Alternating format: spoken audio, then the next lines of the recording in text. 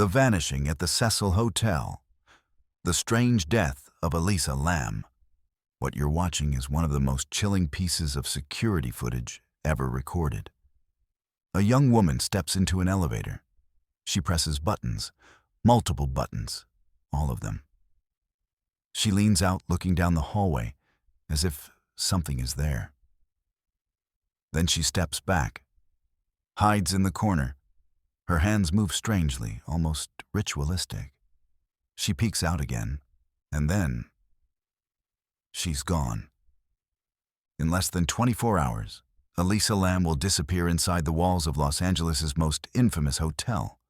Her body won't be found for 19 days. And when it is, nothing will make sense. This is her story. Elisa Lam wasn't famous. She wasn't reckless. She wasn't the kind of person you'd expect to find at the center of an international mystery. She was 21 years old, a student from Vancouver. She loved secondhand bookstores, writing poetry, and documenting her travels on Tumblr. She struggled with bipolar disorder, but she was managing it. She was hopeful. In January 2013, Elisa decided to take a solo trip down the West Coast. San Diego, Santa Cruz, Los Angeles. It was supposed to be an adventure, a chance to clear her head, find inspiration, see the world beyond her textbooks. Her parents spoke to her regularly. She seemed happy, excited. She posted photos of palm trees and sunsets. She wrote about feeling free. On January 26th, she checked into a hotel in downtown Los Angeles, the Cecil Hotel. She had no idea what kind of place she'd just walked into. The Cecil Hotel has a past that refuses to die. Built in 1924, it was meant to be elegant, a destination for businessmen and tourists visiting downtown LA. But the Great Depression changed everything. The neighborhood fell into poverty. The hotel fell with it. By the 1950s, the Cecil had become something else entirely. A place where people went to disappear. Dozens of suicides. At least 16 deaths inside its rooms. People jumped from windows, overdosed in corridors. One woman was found dead, assaulted and discarded like she was nothing. In 1985, serial killer Richard Ramirez, the Night Stalker, stayed on the 14th floor. He'd return after his killing sprees, blood still on his clothes, and walk through the lobby like any other guest. In 1991, another serial killer, Jack Unterweger, checked in while writing an article about crime in Los Angeles. He murdered 3 women while staying there. The Cecil wasn't just a hotel. It was a collector of darkness, a place where tragedy stacked upon tragedy until the walls themselves seemed cursed. And this is where Elisa Lam chose to stay. At first, everything seemed fine. Elisa shared a room with other travelers. She explored the city, took photos, blogged about the architecture, the energy of LA. But something shifted. Her roommates began to notice strange behavior. She'd come back to the room and lock the door, then unlock it, then lock it again. She left notes on their belongings. Odd notes. Cryptic. Hotel staff moved her to a private room, alone. On her Tumblr, her posts grew darker, more fragmented. One entry read, "You're always haunted by the idea you're wasting your life." Another, "I'm feeling off." January 30th. Her parents expected a call. It never came. January 31st. She was supposed to check out. She didn't. February 1st. She missed her flight home. Elisa Lam had vanished. The Los Angeles Police Department launched an investigation immediately. They searched her room, interviewed staff, checked surveillance footage, searched the roof, The basement, every floor. Nothing. Her parents, thousands of miles away in Vancouver, received the call every parent dreads. Their daughter was missing. In a city they'd never been to. In a hotel they'd never heard of. And no one could tell them what happened. Imagine that moment.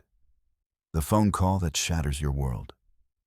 Your child left for an adventure and now she's simply gone. Vanished into the concrete sprawl of Los Angeles, like smoke dissipating into air. The detectives assigned to the case worked around the clock. They interviewed every guest on Elisa's floor, every employee who'd seen her, the front desk clerk who checked her in, the maintenance worker who fixed a light in the hallway. Anyone, everyone. But the Cecil Hotel is a labyrinth. 14 floors, 700 rooms, endless corridors that twist and fold back on themselves. Fire escapes that lead to nowhere. Service elevators tucked behind unmarked doors. It's the kind of place where someone could hide or be hidden. For weeks. Days turned into a week. The trail grew cold. Detective Wallace, the lead investigator, later admitted he'd never worked a case quite like it. No body, no blood, no signs of struggle, no evidence of foul play, just absence. A person-shaped hole in the universe where Elisa Lam used to be. Her parents flew to Los Angeles. They walked the streets their daughter had walked, handed out flyers with her face, pleaded on local news. If anyone has seen our daughter, please come forward. But the city is vast, and in downtown LA on Skid Row, people disappear all the time. It's tragically ordinary. The police needed something, anything, a lead, a witness, a breakthrough.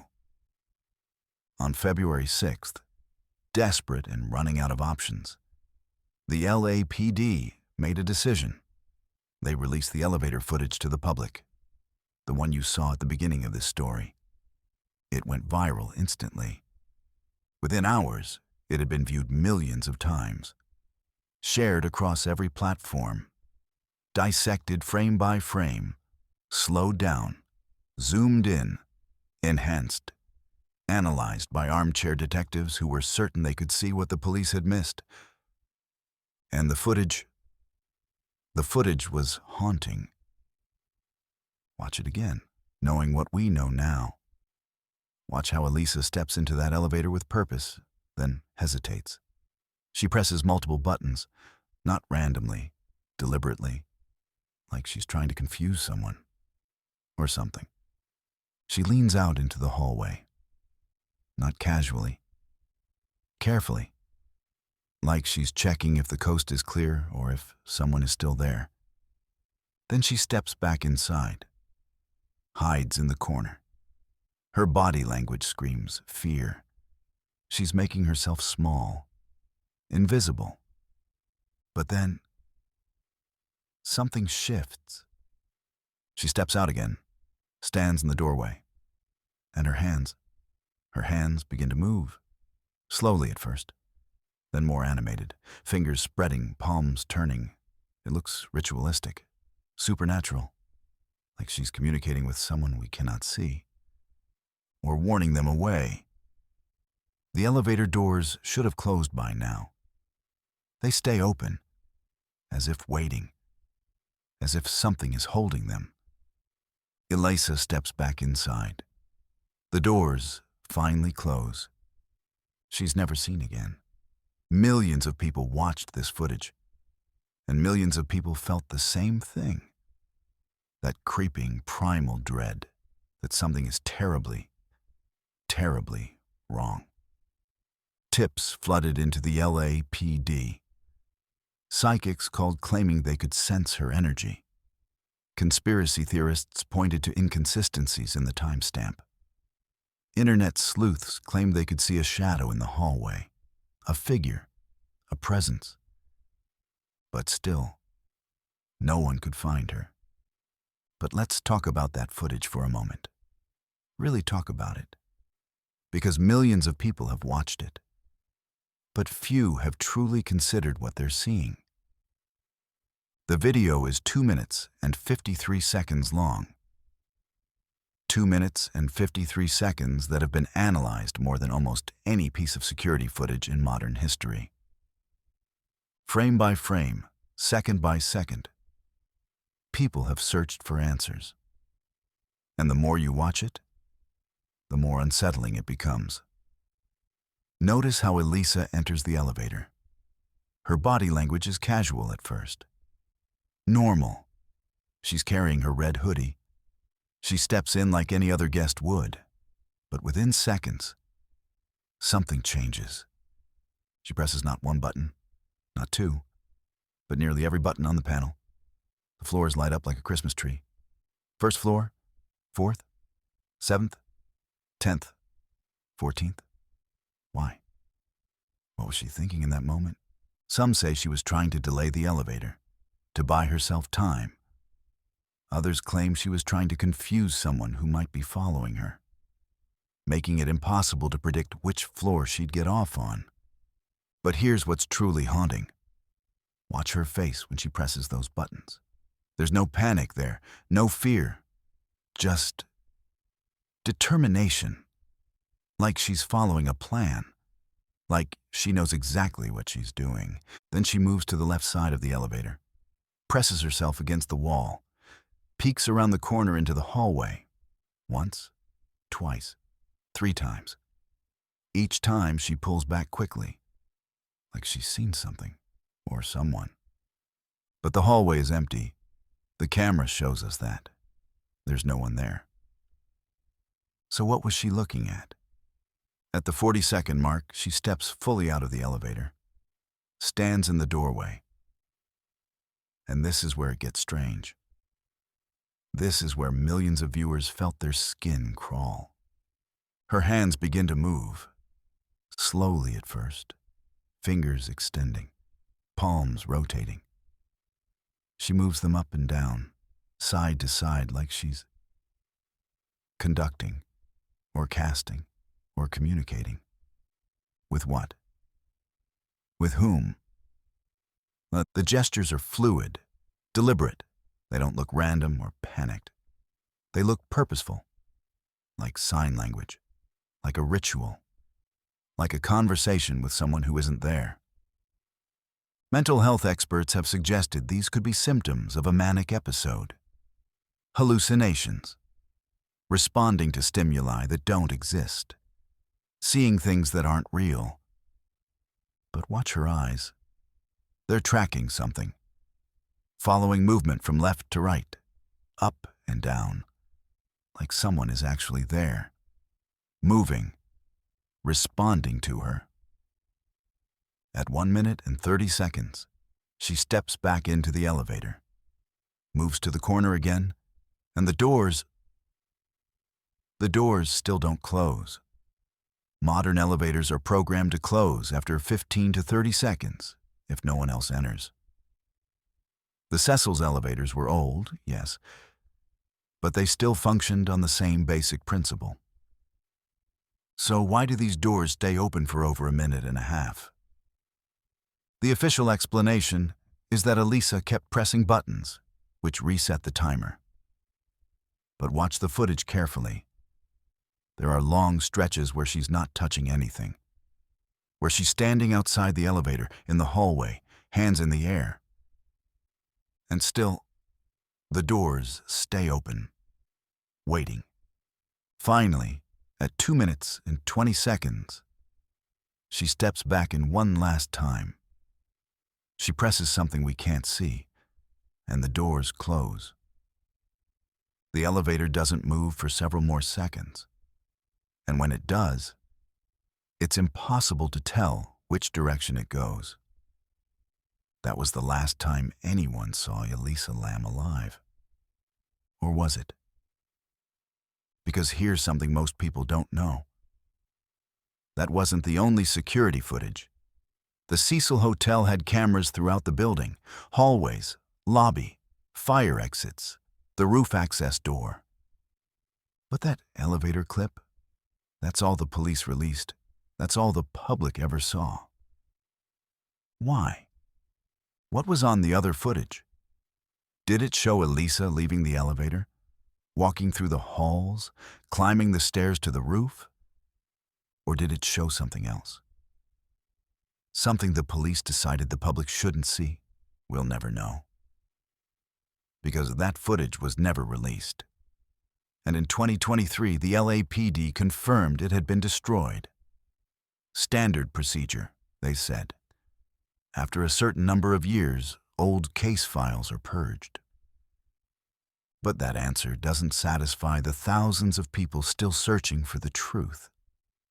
Because without that footage, we're left with fragments, pieces of a puzzle that don't quite fit together. We're left with 2 minutes and 53 seconds of a young woman talking to ghosts, or having a breakdown, or running from a killer, or playing a game that opened a door to somewhere else. We're left with questions that will never have answers. The search intensified. Police brought in cadaver dogs. They combed through the basement, the sub-basement, the abandoned rooms that hadn't been occupied in years. They checked dumpsters, alleyways, nearby buildings. They interviewed dozens more people. Nothing. Elisa's parents held vigils. They prayed. They begged. They offered rewards. Local news stations ran her story every night. Her face became synonymous with the mystery. The girl who vanished inside a building. 14 days passed. 15. 16. And then the water started acting strange. Guests on the upper floors noticed it first. The pressure was weak, barely a trickle from the shower head. The tap sputtered and coughed, but it was more than that. The water tasted off, metallic, bitter. Some guests complained it smelled like rot. Others said it had a dark tint to it. One woman claimed her water came out black as oil. The hotel management tried to dismiss it. Old pipes, the building's age, nothing to worry about. But the complaints kept coming, and on February 19th, they couldn't ignore it anymore. A maintenance worker named Santiago Lopez was sent to investigate. The water supplies came from 4 large tanks on the roof. Massive metal cylinders, each one 8 feet tall, 10 feet across. Industrial, built to supply water to hundreds of rooms. Santiago climbed the fire escape, walked across the rooftop. The sun was setting, casting long shadows across the tar and gravel. He approached the first tank, climbed the metal ladder bolted to its side, reached the top, gripped the heavy lid. It wasn't secured properly. It should have been locked, sealed tight, but it moved easily under his hands. He lifted it, looked inside, and saw something floating in the water. At first, he thought it was clothing, fabric. Maybe someone had thrown trash up here, kids, vandals. But then he saw the hair, drifting like seaweed, dark and spreading across the surface. And he realized it wasn't trash. It was a body. Santiago stumbled backward, nearly fell off the ladder. His hands were shaking. He'd worked at the Cecil for 6 years. He'd seen things, found needles in stairwells, cleaned up after overdoses. But this was different. He called 911. Let's stop here for a moment. Because what Santiago Lopez saw in that tank, what the first responders found when they finally opened it fully, it's important that we understand the full weight of it. The water in that tank was nearly black. Decomposition had been happening for 19 days, in water, in a sealed metal container, in the Los Angeles sun. The smell was described by one officer as overwhelming. Another said it was the worst thing he'd encountered in 20 years on the force. But worse than the smell, worse than the sight, was the realization of what this meant. For 19 days, hundreds of hotel guests had been using that water, drinking it, bathing in it, cooking with it. Think about that. Really think about it. Every morning, someone brushed their teeth with water that had been circulating through a tank containing Elisa's body. Someone made coffee. Someone filled a glass and drank it before bed. Multiple guests had complained, said the water tasted strange, metallic, bitter. Now they knew why. The health department immediately issued notices. Testing was done. But the damage, psychological if not physical, was done. People who'd stayed at the Cecil during those 19 days would never forget, would never stop wondering what they'd ingested. Some reported getting sick during their stay, stomach problems, nausea. At the time, they'd assumed it was food poisoning, bad street tacos, the flu. Now they knew the truth. And they'd have to live with that knowledge forever. But there's another layer to this horror, one that's rarely discussed. Elisa wasn't dead when she went into that water. The coroner confirmed it. Cause of death, drowning, which means she was alive when she entered the tank. Conscious or unconscious, we don't know, but alive. Imagine her last moments. If she was conscious, if she was aware. The water would have been cold, dark, the opening above her just a small circle of sky, too far to reach, too high to climb to. She would have called for help, screamed, her voice echoing inside the metal chamber, going nowhere, heard by no one. How long did she tread water?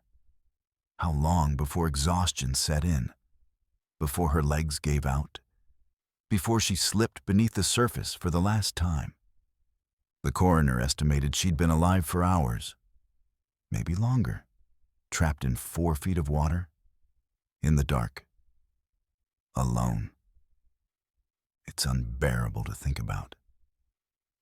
But we have to. Because Elisa Lam's death wasn't quick. It wasn't painless. It was slow, terrifying, and completely preventable. If someone had checked the roof earlier, if the alarm had worked, if the water tanks had been inspected, if hotel policy required daily security sweeps of restricted areas, if. But none of those things happened. And Elisa died alone in the dark while the world moved on beneath her. Within 30 minutes, the rooftop was flooded with police, fire department, paramedics, news helicopters circling overhead. It took hours to retrieve the body. The opening of the tank was narrow. The water was deep. They had to cut the tank open, drain it slowly, preserve the scene. And when they finally brought her out, wrapped in sheets, placed gently on a gurney, the coroner confirmed what everyone already knew. It was Elisa Lam. She'd been in that water tank for 19 days.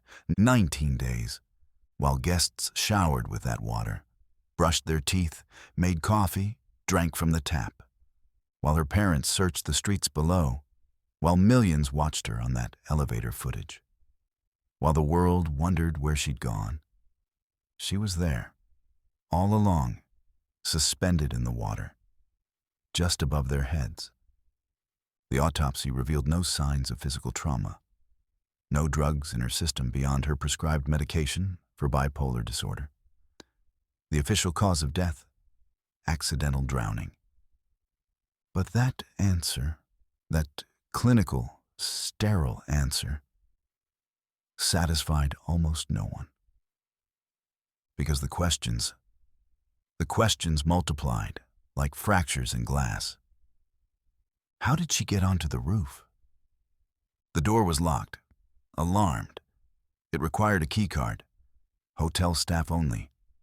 And the alarm that should have triggered the moment that door opened, never went off. Not once. The logs were checked, rechecked, nothing. So either someone with access let her through, or the alarm malfunctioned at the exact moment Elisa went up there. Or she found another way. But there is no other way. How did she get into the water tank? Stand at the base of one of those tanks and look up. 8 feet of smooth metal. No handholds, no ladder on the outside. You'd need to climb onto the platform first, then scale the exterior, then lift a lid that weighs more than most people can manage. And Elisa was small, 5'4", 115 pounds. Could she have done it in a manic state? Fueled by adrenaline and confusion? Maybe. But that lid, that heavy metal lid, someone would have had to open it first, or it was already open. Why was she naked? Her clothes were found floating beside her, her jeans, her shirt, her underwear, her watch, her room key, all of it in the water with her. Did she undress herself? Was she disoriented, overheated, hallucinating? Or did something else happen up there? Something that was never captured on camera. Something that left no evidence behind except a young woman's body in a water tank. The internet exploded with theories. And I mean exploded. Within 48 hours, there were thousands of posts, hundreds of videos, deep dives, frame-by-frame analyses, speculation that bordered on obsession. Some said it was murder, that someone at the hotel was involved, that the footage had been edited, that the timestamp was wrong, that Elisa had been targeted, stalked, killed, and her death staged to look like an accident. They pointed to the elevator doors. Why did they stay open so long? Was someone standing there, just out of frame? Was she talking to her killer? They dissected her hand movements, claimed she was signaling for help or performing some kind of ritual, or trying to press invisible buttons in the air. They analyzed the hotel's history, the darkness that clung to it like a second skin, and they wondered, could a place be so soaked in tragedy that it becomes a magnet for more? Others pointed to the supernatural. The hotel's reputation made it easy. Ghosts, demons, possession. They claimed Elisa was being followed by something that couldn't be seen on camera. Something that drove her to the roof, into the water, to her death. Paranormal investigators descended on the Cecil. They brought EMF readers and spirit boxes. They held seances in the hallways. They recorded hours of footage hoping to catch something. Anything that would explain what happened. But perhaps the most viral theory was the elevator game. It's an urban legend, originating in Korea, a ritual you perform in an elevator to access another dimension, another world. You press buttons in a specific sequence. 1st floor, 4th floor, 2nd floor, 6th floor, 2nd floor again, 10th floor. If done correctly, a woman will enter on the 5th floor. If you acknowledge her, if you look at her, speak to her, touch her, you're trapped. If you ignore her and press the button for the 1st floor, you'll ascend instead of descend to a place that isn't quite real, where the lights are dimmer, the air heavier, where you're alone, but not quite. The parallels to Elisa's footage were eerie.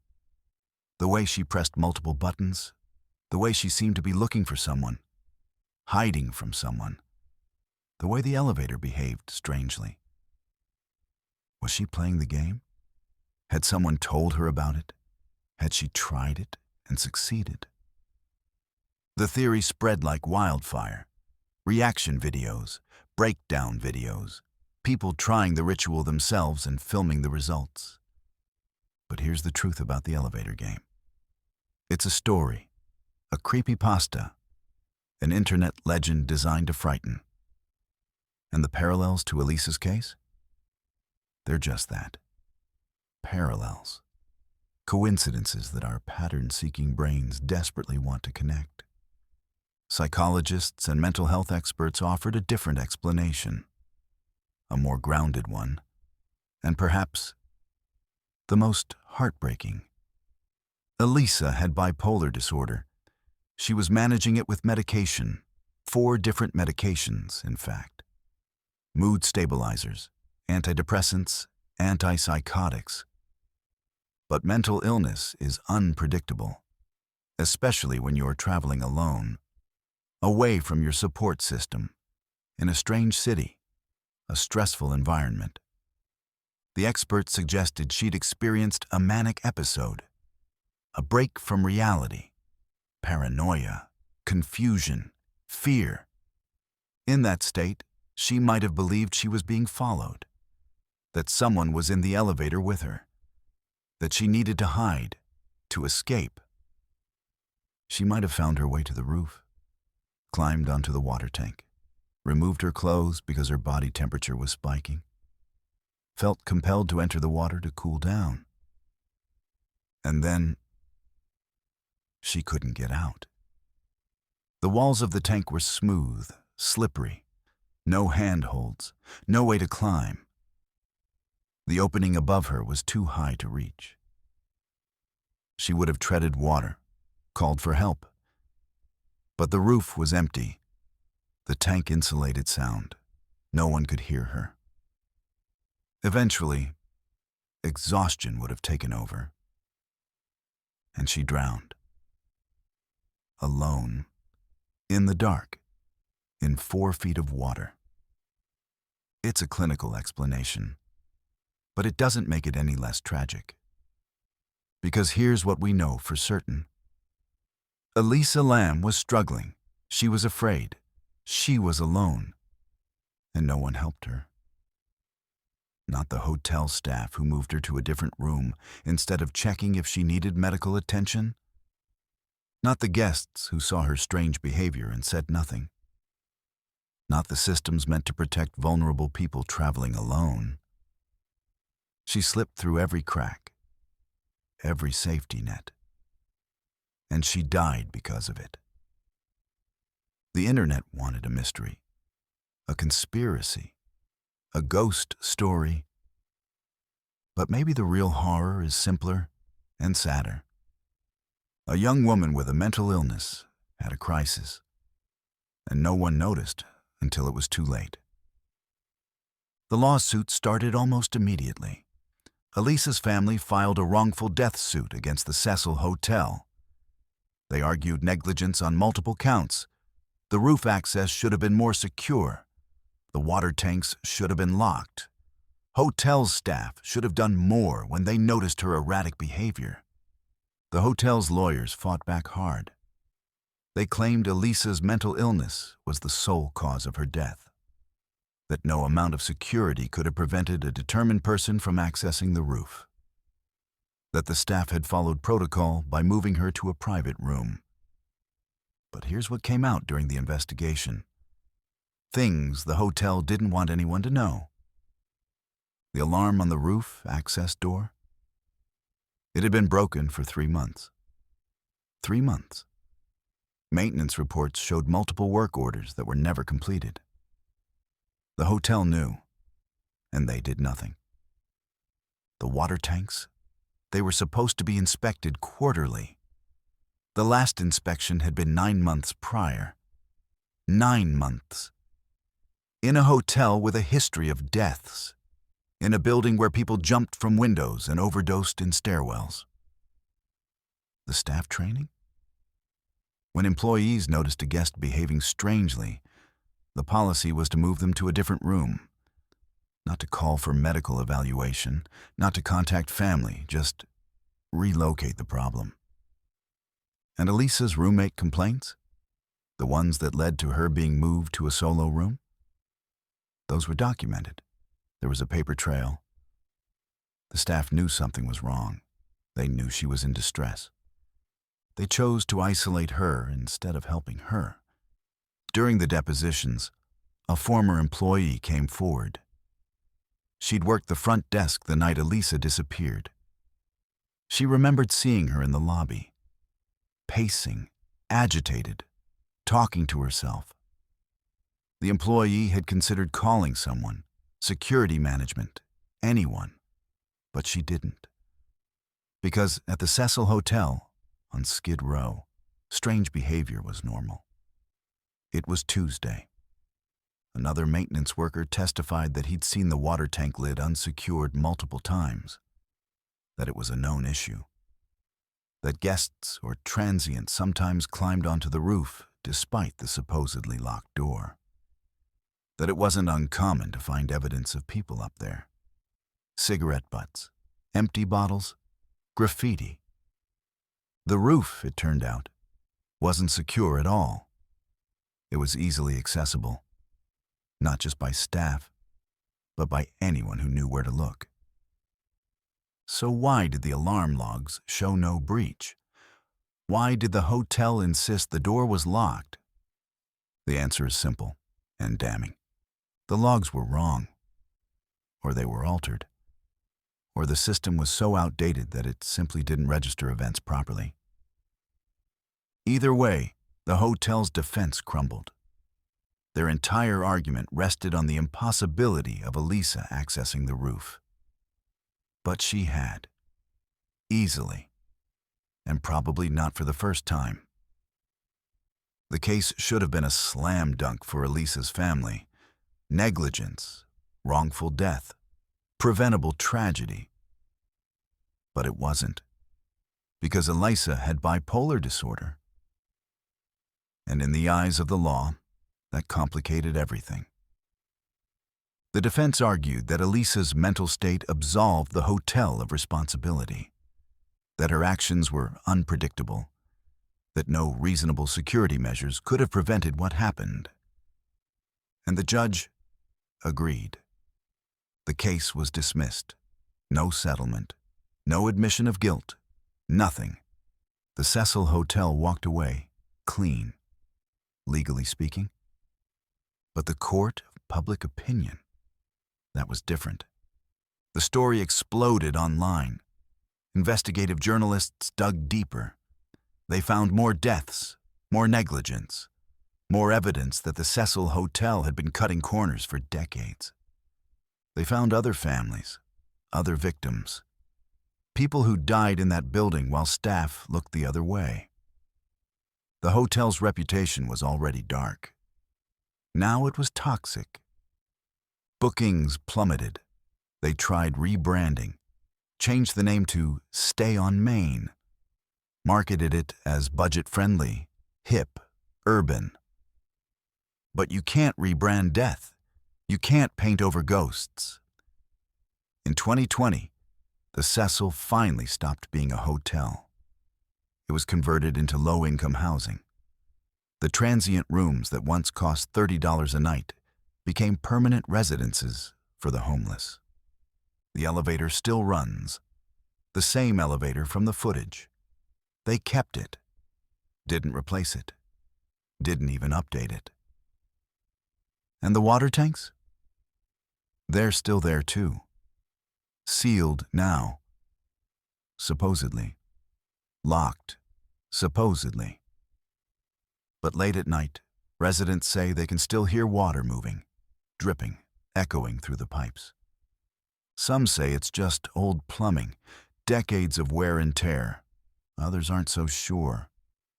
Because the Cecil Hotel has always been a place where the past refuses to stay buried, where tragedy seeps into the foundation like water into concrete. And Elisa Lam, she's part of that foundation now, part of the building's dark legacy, another name on a list that's far too long. The hotel wanted to forget her, move on, erase the stain of bad publicity.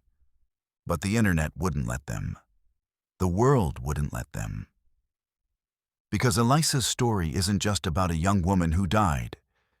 It's about all the ways the system failed her, all the red flags that were ignored, all the people who could have helped and didn't. It's about how we treat mental illness, how we stigmatize it, how we look away instead of reaching out. It's about how some places attract darkness, and how that darkness is often man-made, built on negligence and greed and apathy.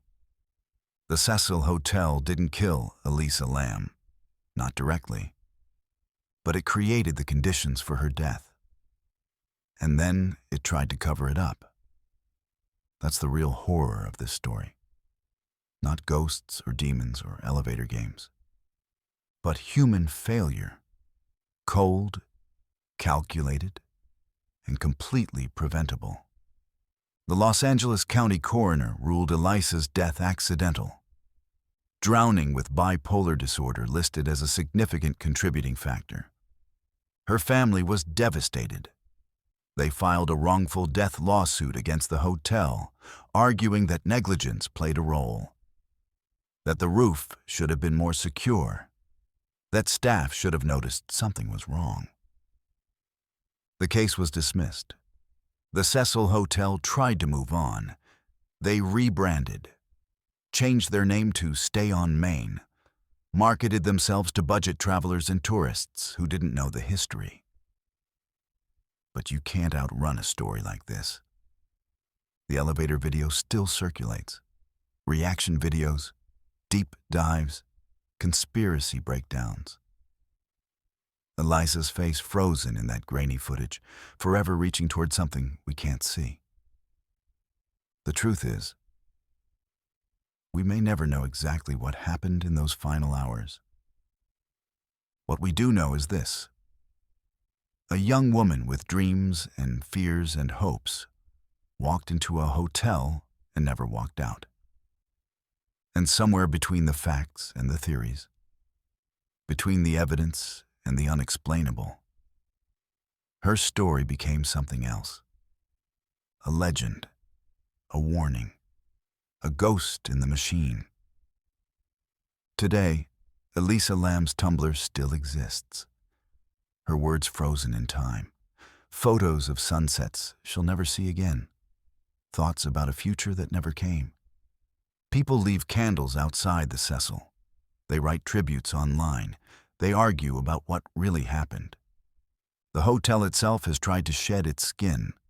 In 2020, it was converted into affordable housing for the homeless. The past renovated over. The lobby redesigned. But some stains go deeper than paint can cover. Tour guides still stop outside. True crime podcasts dissect every frame of that elevator footage. Reddit threads stretch thousands of comments long, each person convinced they've seen something everyone else missed. A hand, a shadow, a glitch in reality itself. But behind all the theories, behind the viral footage and the speculation, was a person. A 21-year-old woman who loved books and wanted to see the world, who struggled with her mind but kept trying, who wrote poetry about loneliness and hope, who called her parents because she missed them, who deserved better than to become content, a mystery, a clickable headline.